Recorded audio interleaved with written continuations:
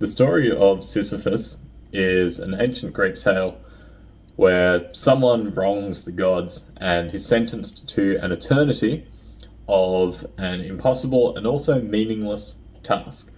And his task is to push a boulder all the way up a hill, and every time that it reaches the top, it falls down the other side, and he's in eternal servitude for the gods until the boulder reaches the precipice and will stay there. This has a lot of modern implications, especially relating to habits, actions, and general mindset stuff. So I wanted to give you a quick little debrief on how I've been thinking about this Sisyphean ordeal. First of all, as Carl Rahm mentioned in his very solid breakdown on the idea, it's not something that's real. It's a story, it's like a parable, and it's not real because there's no such thing in human life as a Sisyphean ordeal.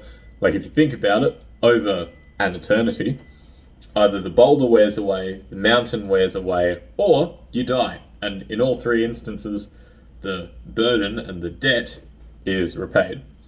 So there's no such thing as a true eternal struggle. The thing that Carl didn't highlight in his video, though, is how this relates to habits and willpower. So obviously, it takes a lot of effort to get a boulder up to the precipice, right? And so that's why in popular culture there's been this misnomer that it's a one-directional challenge.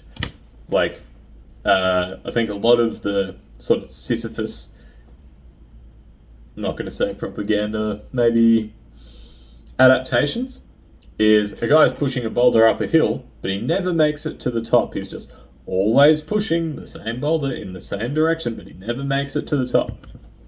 Which is not the actual Sisyphus story, because he does reach the top and he feels like, yes, this is the achievement, I've done it. And then it falls down and, he's back to square one, which is a lot more relatable in real life because you do achieve things and things do happen. You do see those intermediate successes, but you do also run into more difficulties after your achievements. And you can feel like those achievements are meaningless, which they're totally not, but it is just an extra thing to consider. The way that it relates to habits and willpower is the boulder is the task, and you need something to get the boulder to the top. Usually that's going to look like motivation, it's going to look like discipline. I referenced habits because that's my general frame of reference. And the hard part is getting it to the top. But the hardest part is keeping it there.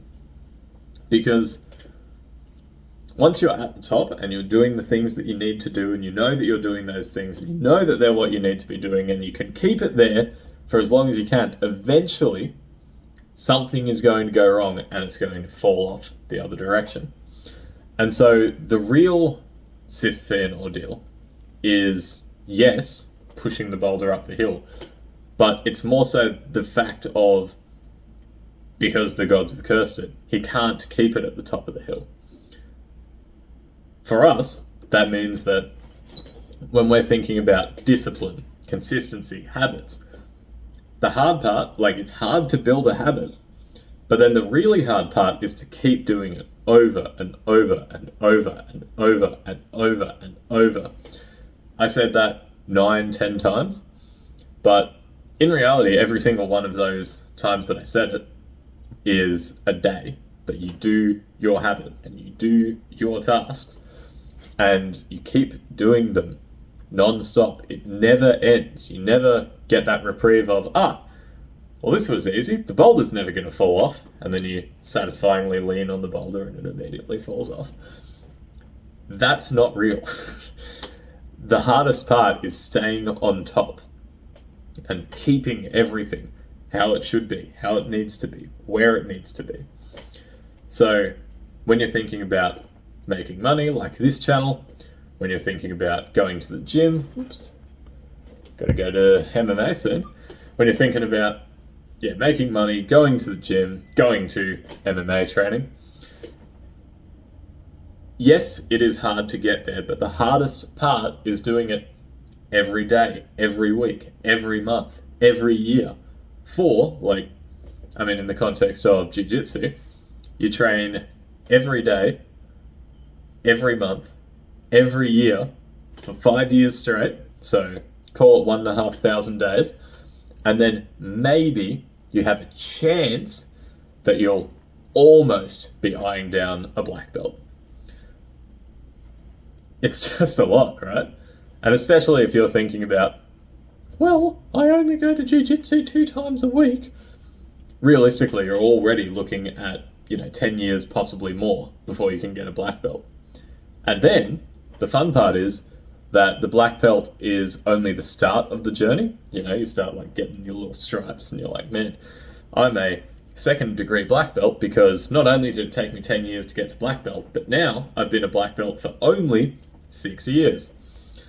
So again, it's hard to go to your first jiu-jitsu class, but it's just as hard, if not harder, to go to your 1,000th jiu-jitsu class, right?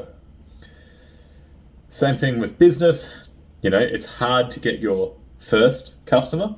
It's hard to get your 1,000th customer. They're just very different types of hard. And so I suppose this is motivation for you, also for myself in a very real way, to keep going, keep doing the habits that you know will get you to the success that you seek, but just make sure you're doing the habits now. That's good. The hardest part is to keep doing the habits, to keep going and not let anything disrupt that. I've got some prawns in the microwave. I'm going to go enjoy them. But if you're new here, please make sure that you subscribe, leave me a comment. I'll make sure that I respond. And likes are cool. Let me know your thoughts. If you have any Sisyphean ordeals that I missed or any videos you want me to make, just let me know and I will do those things. All right, talk soon. Bye-bye.